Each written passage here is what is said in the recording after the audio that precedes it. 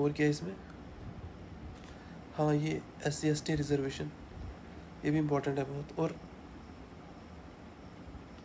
इनको ना जितनी पॉपुलेशन है ना उसके प्रोपोर्शनल में मिलती हैं, ठीक है।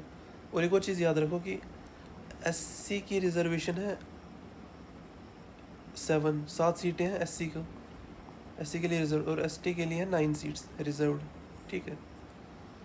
ये भी याद रख लेना आप, इम्पोर्टेंट पॉइंट है।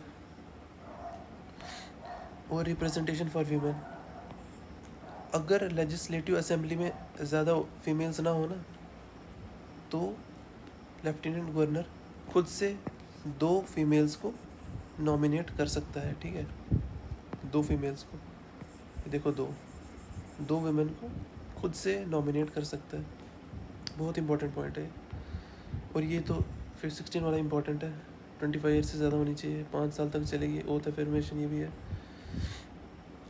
देखो ये 25 वाला भी इम्पोर्टेंट है, स्पीकर हमेशा तब वोट करेगा जब टाई होगा, बहुत इंपॉर्टेंट है, ये भी कर लेना। डिस्क्वालिफिकेशन, मेंबर को कौन डिस्क्वालीफाई कर सकता है, LG plus election commission of India, ये दोनों मिलके, ठीक है, डिस्क्वालीफाई कर सकते हैं।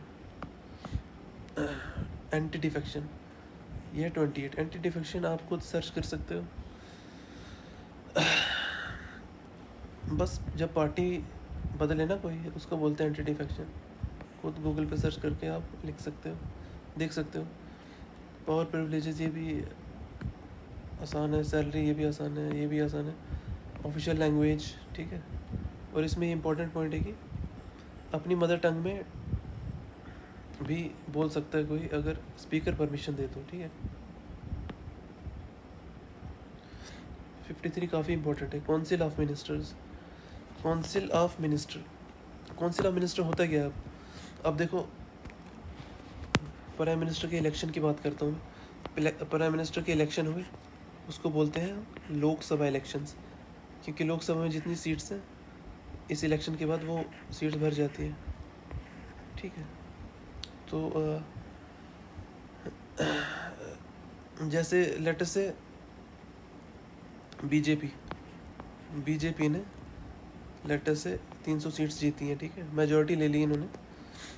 अब इन्होंने गवर्नमेंट बनाई है, गवर्नमेंट बनाने के बाद सबसे पहला काम करते हैं कि ये ना अपने अंदर से ही इन 300 में से ही कुछ मिनिस्टर चूज़ करेगी, मिनिस्टर जैसे रेलवे मिनिस्टर होगा, हाईवे एंड ट्रांसपोर्ट मिनिस्टर होगा, ठीक है।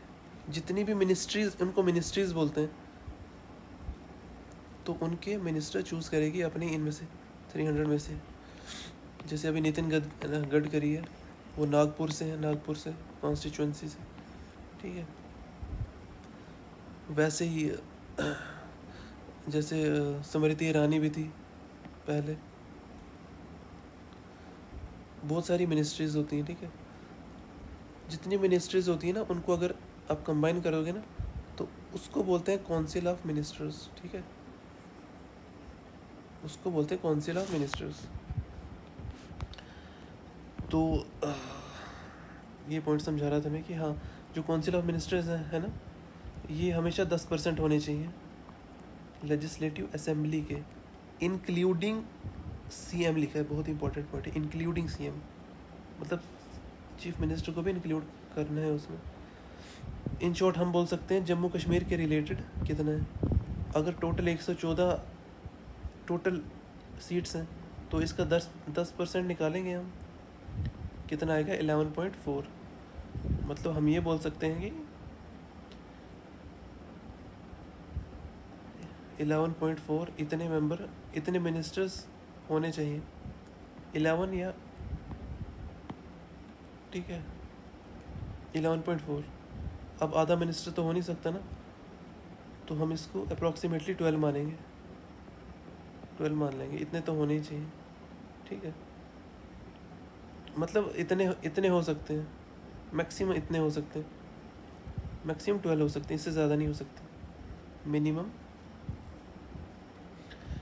सॉरी मैक्सिमम 12 हो सकते हैं इसमें, जम्मू कश्मीर में, जो कि 10% ऑफ लेजिस्लेटिव असेंबली है, ठीक है।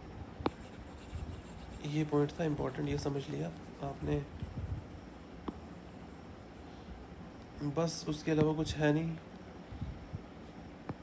ये election, power of election commission important है, हाई कोर्ट बहुत इंपॉर्टेंट है, प्रोविजन फॉर पीएससी ये इंपॉर्टेंट है, और ये जो लिखे हैं छोटे छोटे ये भी इंपॉर्टेंट है काफ़ी।